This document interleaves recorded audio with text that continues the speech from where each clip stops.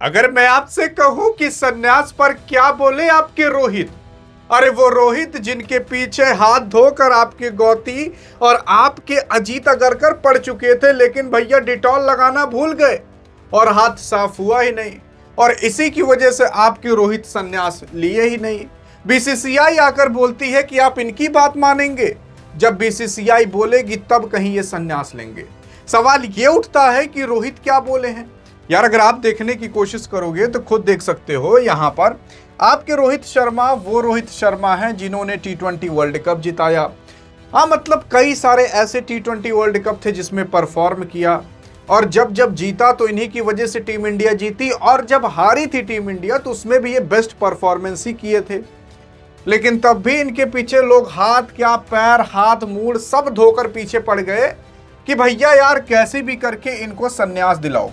और आपके गौती भाई और आपके जो चीफ सेलेक्टर अजीत अगरकर हैं, अब आप कहोगे कि यार इस बंदे को हम देखे नहीं है, देखोगे भी नहीं क्योंकि ये कैमरे पर आते ही नहीं है।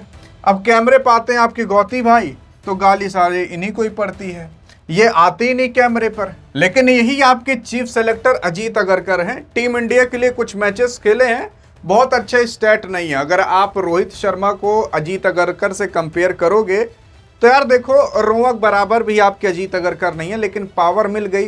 लोग कहते हैं ना पैसा ना पावर चाहिए, वैसे इनको पावर मिल चुकी है तो यार तो कुछ भी कर सकते हैं, किसी को भी अंदर बाहर कर सकते हैं।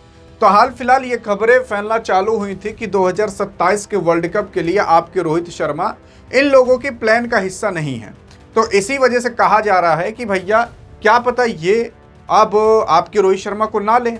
लेकिन बहरहाल फिर बाद में ये खबर आती है कि बीसीसीआई कह रही है कि देख भैया, अगर तुमने रोहित शर्मा को कुछ किया तो ठीक नहीं पड़ेगा, हम डिसीजन लेंगे कि आखिरकार आपके रोहित शर्मा जाएंगे कि नहीं।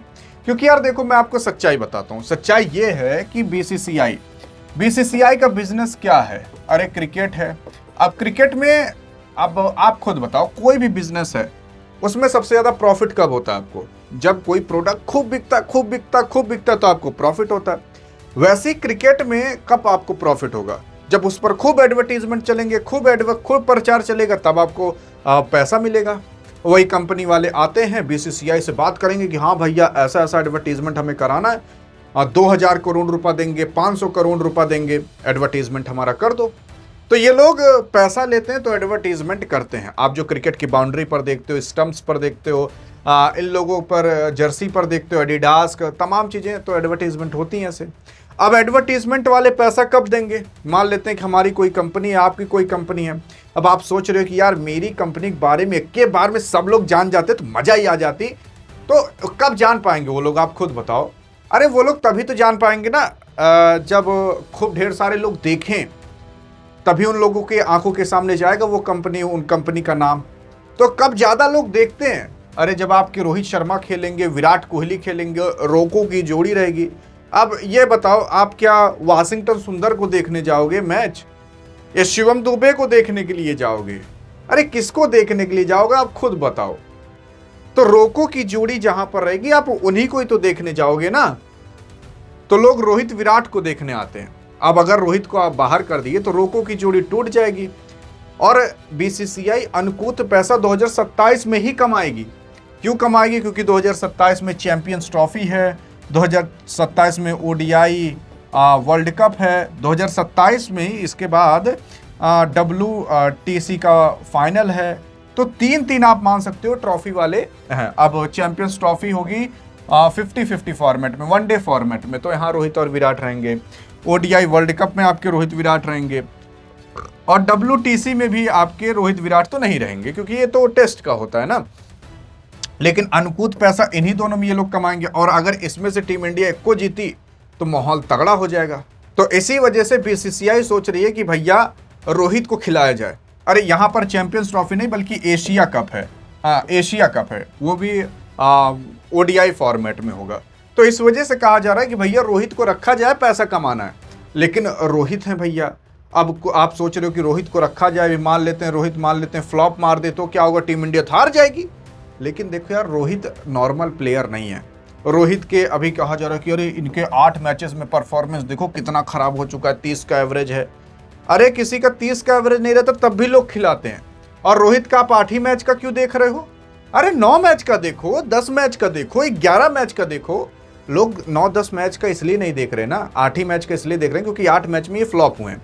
अब बहुत बुरी तरीके से भी फ्लॉप नहीं हुए, थोड़ा बहुत फ्लॉप हुए हैं। 8, 9, 10 मैच का देखने लगेंगे, 9-10 मैच का देखने लगेंगे तो उसमें फ्लॉप नहीं हुए 9वें-10 वाले में, तो एवरेज अभी तुरंत सुधर जाएगी, स्ट्राइक रेट तुरंत सुधर जाएगा, जो बेस्ट स्कोर है वो तुरंत सुधर जाएगा, शतक आ जाएंगे। तो वो लोग नहीं देख रहे, केवल 8 ही मैच देख रहे हैं। अरे भैया, ये वही प्लेयर है जो वर्ल्ड कप में सबसे टॉप लेवल का परफॉर्मेंस करता है, विराट कोहली से भी तगड़ा परफॉर्मेंस करता है, ये वही प्लेयर है। विराट कोहली अगर 14,000 रन ओडीआई मारे तो इसका भी 11-12 हजार पूरा है। सच्चाई ये है भैया, ये है सच्चाई। और इसी वजह से कहा जा रहा, और मैं आपको बताऊं इसका इतना रन इसलिए नहीं है क्योंकि पहले आपके ये ऑफ स्पिनर थे, बाद में बैट्समैन बने हैं, नहीं तो इनका आज और रन होता ओडीआई में। इसी वजह से कहा जा रहा है रोहित को रखना बहुत जरूरी है, क्योंकि चाहे आप कोई भी वर्ल्ड कप उठा के देख लो, 2015 का, 2019 का, 2023 का, वहां पर आपके रोहित शर्मा टॉप लेवल की परफॉर्मेंस की है, तो इसका मतलब इनको निकाला नहीं जा सकता।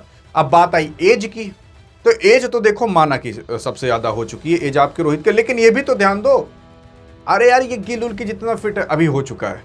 तो अगर इस बंदे को लगता है कि यार मेरी वजह से टीम इंडिया को नुकसान हो सकता है, मैं परफॉर्म नहीं कर पा रहा, तो रोहित को इतना दिमाग है कि वो खुद बाहर हो जाएगा, वो टीम इंडिया को नुकसान नहीं पहुंचाएगा, और इतना फिट होकर नहीं आता।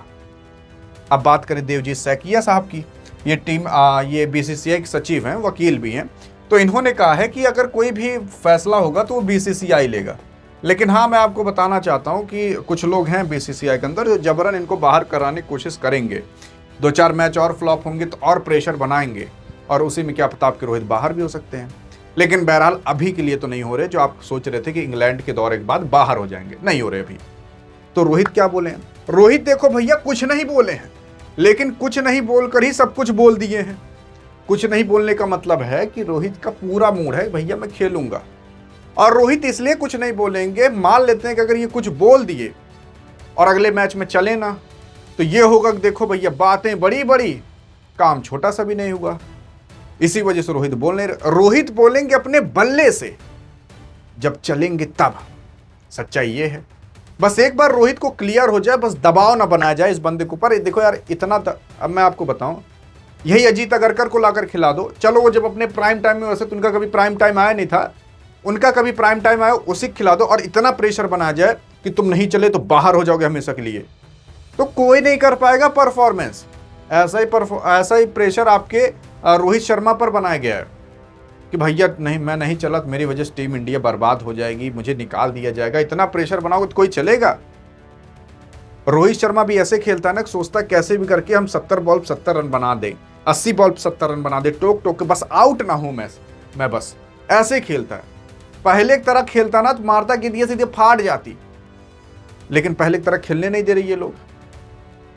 बाकी अब आप बताइएगा आपके मन में क्या है। अधिक जानकारी चाहिए तो सोडे मिलते हैं, तब तक के लिए जय हिंद जय भारत।